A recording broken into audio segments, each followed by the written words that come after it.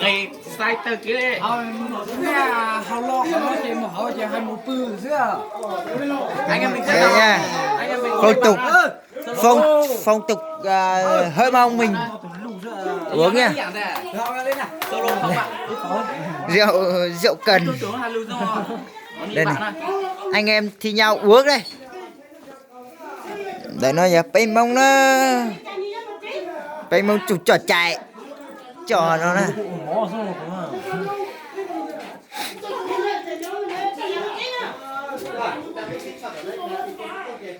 Hầu hầu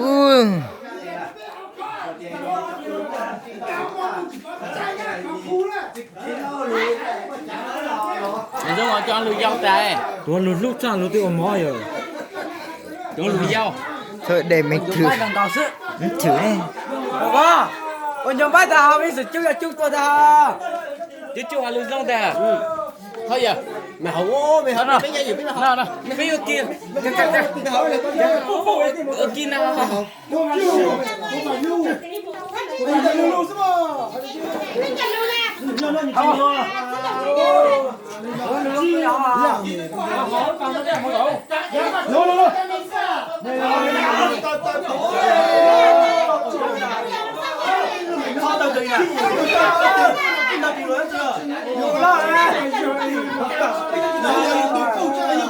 Khảo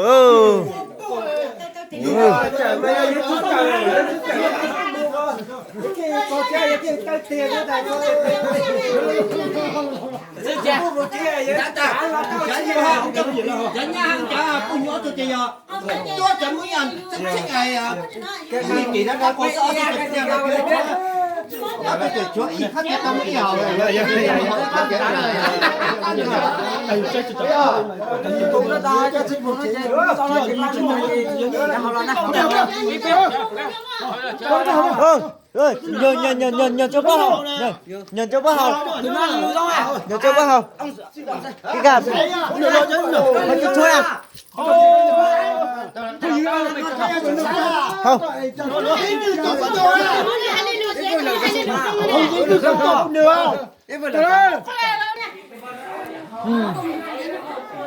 hầu có rồi tuổi tôi nó tụ giờ chuẩn giao cái cao không quá đâu thôi tôi nó tụ lịch có tôi có con cho tôi để con tôi ta lịch nhìn nhanh lên cả ta lịch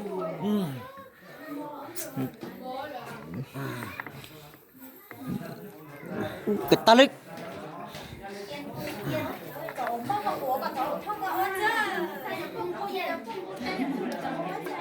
ôi canh giỏi đấy nó cẩu á lúc canh giỏi hai tuần co Tôi lúc ta kiêng nè. tôi chồng là tôi là tao lùa cái ca tao chủ lịch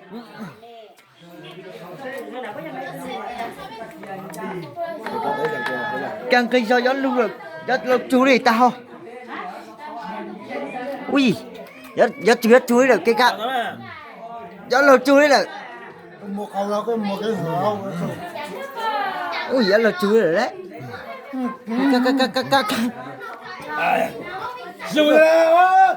Cam không? Đấy là chủ nè, tao chủ nè, này tao chủ nè. trồng tệ đây này Cho mình mì xem nào. Cái cả, cho mình mì xem cái cả.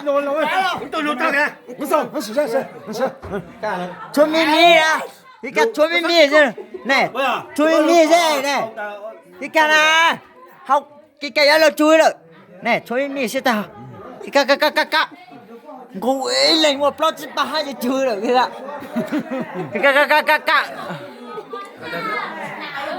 cái ta lấy búa tôi có anh trai đấy hết nó vậy đâu tao biết tôi không biết tôi nhìn thấy đâu cả ấy á hồi từ cái cây á chủ nè giờ là chủ chất tài lệ cái ca nào cái ca nào cún cho mày không bao giờ tôi biết không quá đâu cái ca cuối lấy ba giờ chùa lấy ba giờ chùa cái ca bây giờ chúng ta phải biết đâu ta giờ chúng ta lấy về đâu đó giờ hậu như gì 好知道了，说的去明白怎么的？没这真没多懂啊！ Tôi lúc luôn khỏi rồi tôi. Nhà tôi có tôi lúc luôn. 很少懂了，很少懂了。 Cái kia. Bỏ. Cú cả ta hết, lo chú lại. Ôi, sao tao cái? Ô, chủ lô, giang câu đây lô. Lo lô. Lo à, giang câu đây lô. Giang câu đây lô, lo lô. Giang câu này lo lại. Lo, mày vào tàu lô, lo lô. Ngon lo. Có phải như bây giờ mùa hậu cái bài ở bài. Lo. Hậu chứ